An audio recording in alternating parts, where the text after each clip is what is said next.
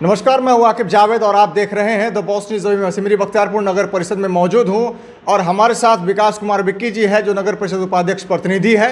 मैं अभी बात करने जा रहा हूं कि बीते दिनों जो है विपक्ष का प्रेस कॉन्फ्रेंस हुआ था। जो हारे हुए प्रत्याशी हैं उनका साफ तौर पर कहना था कि जो टेंडर में है वो घोटाला किए हैं, साथ ही साथ जो नगर परिषद है वो लगातार घोटाला कर रही है। तो इस संदर्भ में हम डायरेक्ट इन्हीं से हम बात करेंगे, पूछेंगे कि क्या घोटाला हुआ है और किस तरीके का टेंडर हुआ है और टेंडर में क्या खराबी है। इन्हीं से हम बात कर लेते हैं। क्या है सर टेंडर का पूरा मामला, ये बताइए आप। ये शायद बिहार का नहीं देश का पहला मसला होगा कि टेंडर निष्पादन के पहले ही टेंडर में बरती गई अनियमितता के बारे में लोग बोल रहे हैं।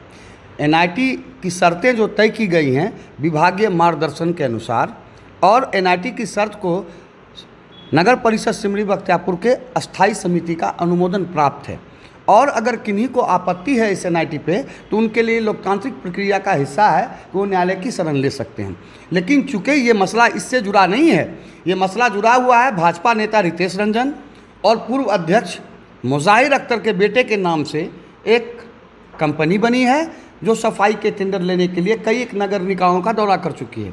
मेरे कार्यालय में भी उनके द्वारा संपर्क साधा गया था। उस कंपनी का नाम है राज एंड सार्थक, और उस कंपनी के माध्यम से ये लोग सफाई का ठेका लेना चाहते थे, जो एनआईटी की शर्तों के अनुसार वो उस मापदंड को पूरा नहीं कर पा रहे हैं। तो एनआईटी के अनियमित होने का आरोप लगा रहे हैं। जो आरोप जनता को भरमाने का आरोप जो जनता के बीच में ये मैसेज दे रहे हैं सरासर बेबुनियाद है, जो तथ्य से परे है। और एनआईटी हमारा कानून सम्मत है, विधि सम्मत है, नगर पालिका अधिनियम के तहत है। और चूँकि ये स्वायत्त संगठन है, एनआईटी का निर्माण अस्थायी समिति के बोर्ड ने किया है और एनआईटी हमारा विशुद्ध रूप से बिना पूरी पारदर्शिता बरतने के साथ बनाई गई है और किसी एक पक्ष को प्रभावित करने की कतई मंशा नहीं रही है इस एनआईटी में। लेकिन जो लोग इस एनआईटी की शर्तों को पूरा नहीं कर पा रहे उन लोगों को ऐसा लगता है, और ख़ासतौर पर मैं तो किसी का नाम नहीं लेना चाहता, मैं तो सिर्फ एक राज एंड सार्थक एक कंपनी बनी है जो पूर्व अध्यक्ष के बेटे के नाम से रजिस्टर्ड है और भाजपा नेता रितेश रंजन जी के बेटे के नाम से रजिस्टर्ड है। तो क्या कुल मिलाकर के माना जाए कि आप पर सरासर आरोप इसलिए लगाया गया है क्योंकि उनका ये जो रजिस्टर्ड कंपनी है उनको ये नहीं मिल पाया, जिस कारण ये काम हुआ है। इस काम के लिए उन्होंने लगातार हमारे कार्यपालक पदाधिकारी महोदय पर दबाव बनाने की कोशिश की कि ये काम को दिया जाए, लेकिन इन्होंने साफ एनआईटी के शर्तों का हवाला दिया कि इस एनआईटी के शर्तों में हम कोई छेड़छाड़ करना मुनासिब नहीं समझते, चूँकि ये अस्थायी समिति का अनुमोदित किया हुआ एनआईटी है। इसलिए जब लगा इन लोगों को कि इस नॉर्म्स को हम लोग पूरा नहीं कर पाएंगे, हम लोग को ये काम नहीं मिल पाएगा, तो ये लोगों ने आनंद फानंद में जनता को गुमराह करने के लिए ये इन झूठे तथ्यों का सहारा लिया है। अच्छा, तो बाकी चलिए ये तो टेंडर वाला मामला हो गया, घोटाले का क्या मामला है ये बताइए आप। आप बताएं पत्रकार बंधु कि अभी तक नगर परिषद में किसी भी कार्य को अंजाम नहीं दिया गया, न विकासोन्मुखी कोई योजना अभी संचालित हुई है। इस बोर्ड के गठन के बाद कोई योजना संचालित नहीं हुई है अभी, और ना ही किसी टेंडर का निष्पादन हुआ है। तो घोटाला किस बात का? उन लोगों का कहना है कि हम इसका बात नहीं कर रहे हैं। जो एग्जीक्यूटिव ऑफिसर जब थे तो उन्होंने जो है उनको जो प्रभार मिला था तो वो करोड़ों का घोटाला करके बैठे हुए हैं। जी नहीं, कार्यपालक पदाधिकारी महोदय ने कोई घोटाला नहीं किया। जब वो यहाँ के बोर्ड के तौर पे, जब प्रशासक के तौर पे नियुक्त हुए तो जनता का हित का ख्याल रखना सभी का दायित्व बनता है। जनता के द्वारा जहाँ जहाँ दिक्कतों का सामना करना पड़ा जनता को, उनका आवेदन आया और उस काम को नगर कार्यपालक पदाधिकारी के द्वारा विशुद्ध रूप से 100% धरातल पे ज़मीन पे उतारा गया। और उस काम की गुणवत्ता को आप अभी भी देख सकते हैं कि जो पूर्व में जो इस पिछले पंचवर्षीय में जो काम हुए उस काम से इस काम की गुणवत्ता की तुलना आप कर सकते हैं। धरातल पर सारे माजरे आपको समझ में आ जाएंगे। अच्छा, अभी आपने प्रेस कॉन्फ्रेंस किया था, आपने साफ तौर पर एक गाड़ी का जिक्र किया था जो नगर परिषद में चलती थी गाड़ियाँ, उस गाड़ी का क्या मामला ये बताइए आप। आपको बताएं, ये इतना बड़ा घोटाला है जो कि लगता है बिहार में जो पशुपालन घोटाला हुआ था उसी के तर्ज पे ये घोटाला है।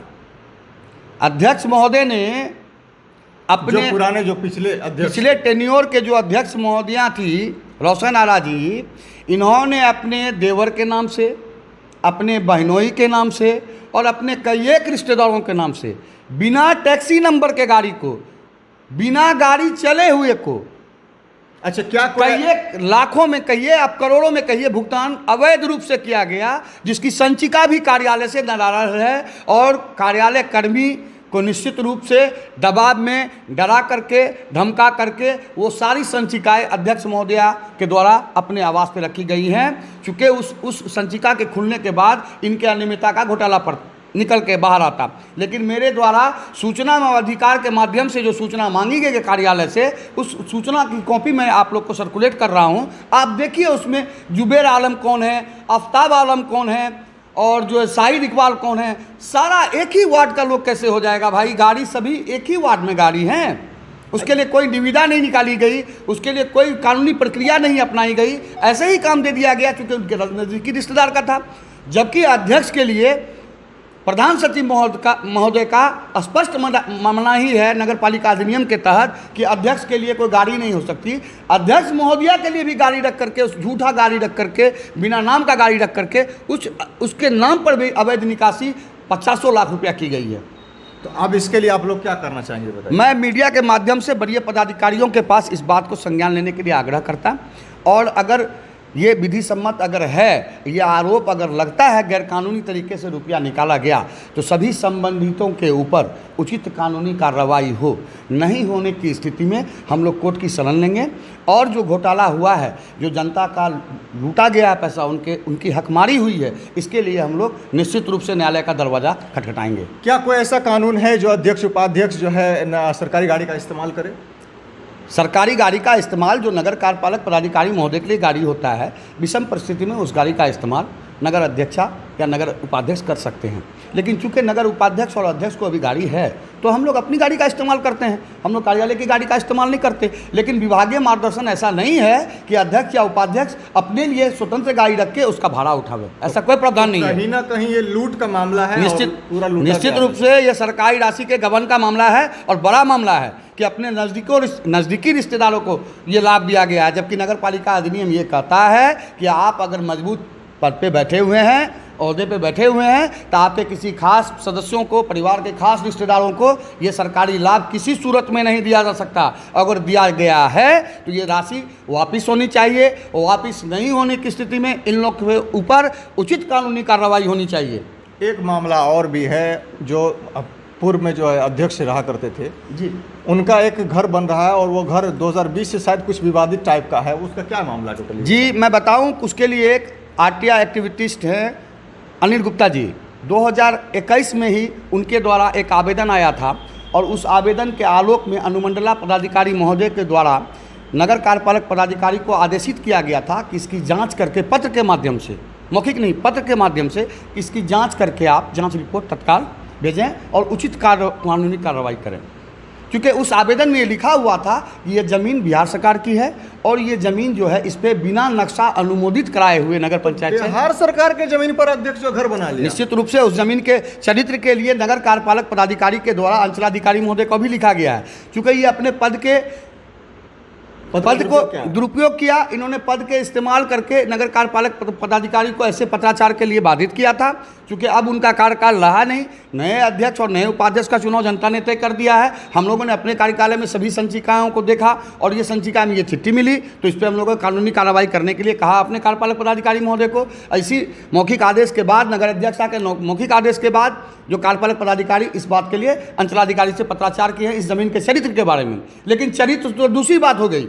पहली बात तो ये है कि बिना कोई नक्शा अनुमोदित कराए अगर उस घर का निर्माण हुआ है, तो निश्चित रूप से उस घर का डिमोलिश होना चाहिए, उस घर को ध्वस्त किया जाना चाहिए नगर परिषद के द्वारा। और उस जो कानूनी प्रोसेस होगा, कोई हम लोग पक्षपात नहीं करने जा रहे हैं, जो कानूनी प्रक्रिया है वो लागू होगी। वो कानूनी प्रक्रिया सब पे लागू होगी, तमाम लोगों पे, चाहे वो अध्यक्ष रहे हों या उपाध्यक्ष हों या किसी पे भी हो, वो कानूनी प्रक्रिया चलेगी। तो ऐसा माना जाए क्या कि जो नए अध्यक्ष और उपाध्यक्ष हुए हैं उस पर जनता भरोसा जताई है, और वो चाहेगी कि जो सत्य है उस सत्य को सामने लाए, और जो लूट हुई है उसको वापस किया जाए? निश्चित रूप से हम लोग की जवाबदेही भी है कि जनता के हक की जो हकमारी हुई है, उस तमाम हकमारी को हम लोग धरातल पर लाएंगे। और ये जो दो नेता हैं, जो भारतीय जनता पार्टी के बड़े नेता अपने आप को सुशोभित करना चाहते हैं, स्वयंभू नेता रितेश रंजन जी और पूर्व अध्यक्ष मुजाहिर अख्तर जी, ये लोग जनता को भड़माने का काम किए हैं। और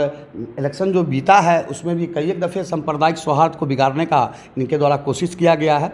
जनता ये देख चुकी है, और जनता का निर्णय भी सर्वमान्य होता है। जनता ने उनके इस व्यवहार को, इस चरित्र को नकारा है, और जनता ने एक अच्छे प्रत्याशी को यहाँ अध्यक्ष के तौर पर नामित किया है। और जनता के इस फैसले को सभी लोग का दायित्व बनता है कि सम्मान करना। लेकिन आप ये आप कहावत सुने होंगे, खिसियानी बिल्ली खंबा नोचे। ये चरितार्थ होता है इन लोगों के ऊपर। जब इनको चुनाव में दुर्गति का सामना करना पड़ा, हार का सामना करना पड़ा, तो ये लोग चूँकि इन लोग को डर है कि पिछली कारगुजारियों का पर्दाफाश हो सकता है, तो जनता को भरमाने के लिए ये लोग आगे आगे चल रहे हैं। यही दोनों का ये रोल है। आप देखे होंगे इनके द्वारा जो प्रेस कॉन्फ्रेंस, जो स्थायी ये जो समिति बनाई गई है, ये पहला ऐसा मसला होगा कि हारे हुए लोगों का एक टीम बनता है।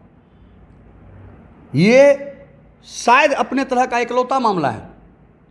उनका कहना है कि जनता के हित में और भी जो लोग बैठे हुए थे उस मीटिंग में, जो लोग बैठे हुए थे, किन्हीं लोगों के ऊपर कोई टिप्पणी हमारी नहीं है, क्योंकि सभी लोगों ने अच्छी बात कही है कि जनता के साथ भेदभाव नहीं होना चाहिए। हम आपको विश्वास दिलाते, आपके चैनल के माध्यम से विश्वास दिलाते हैं बख्तियारपुर नगर परिषद की तमाम जनता को कि हम लोग बिना भेदभाव किए, बिना सांप्रदायिक सौहार्द की ताकत को नेस्ते नाबूद किए, हम लोग जनता के हर एक मुसीबत में खड़े उतरेंगे और उनके हक हकूक़ की लड़ाई के लिए किसी भी हद तक जाएंगे। जी, तो आपने सुना साफ तौर पर जो अध्यक्ष उपाध्यक्ष प्रतिनिधि है विकास कुमार विक्की जी, उनका साफ तौर पर कहना है कि यहाँ ना कोई लूट हुई है और ना ही कोई ऐसी बात है। जो पुराने अध्यक्ष हैं वो अपने स्वार्थ के लिए और खुद को बचने के लिए, जो उनका पुराना टेन्योर था उसमें जो लाखों नहीं करोड़ों रुपए की जो लूट हुई है, उसको बचाने के लिए और उसको छुपाने के लिए जनता को गुमराह कर रहे हैं।